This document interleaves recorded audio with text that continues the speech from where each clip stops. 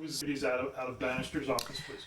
Guy Banister ran a so-called detective agency on Lafayette Street. The side door was on Camp Street, and that was the address that Oswald put on some of his leaflets.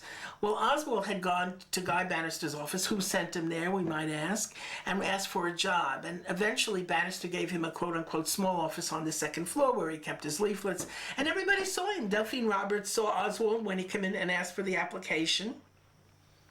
And one day someone came into Banister's office and said, "Hey, that guy he's down on Canal Street with pro-Castro leaflets."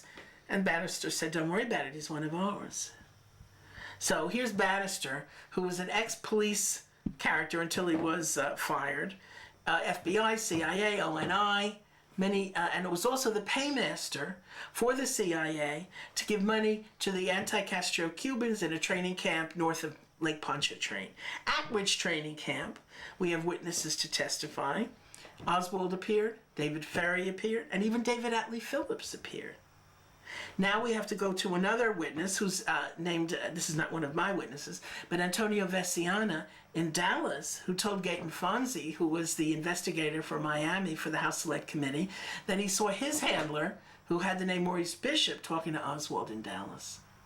Now, Gaten Fonzi did an enormous amount of work, and I think with a lot of corroboration proved that Maurice Bishop was one of the names of David Atlee Phillips. It's all connected. As Don DeLillo says, everything is, I think he says it in Underworld, everything is connected.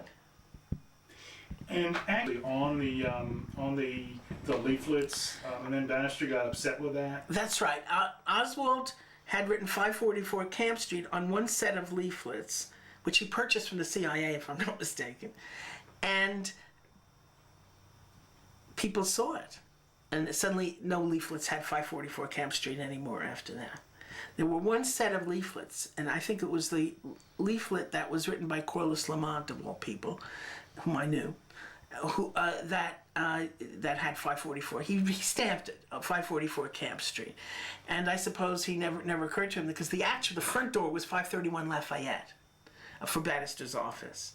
And so Banister must have given him a talking to, and no leaflets after that day had 544 Camp Street written on them.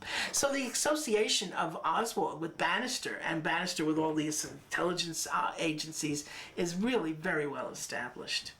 Banister denied he knew Shaw, but one of the documents I found was a document that didn't have Shaw's name on it, but it was for a project called QK Enchant. Now, that was a CIA project whereby a CIA operative could recruit people to a CIA project, people who were not official CIA employees. And there's a QK Enchant document that solicits Banister. Now, people could say, well, that wasn't Shaw, but what other QK Enchant employee was in New Orleans? Shaw was the one. There weren't that many. We have a list of them that the CIA had to release under the JFK Act.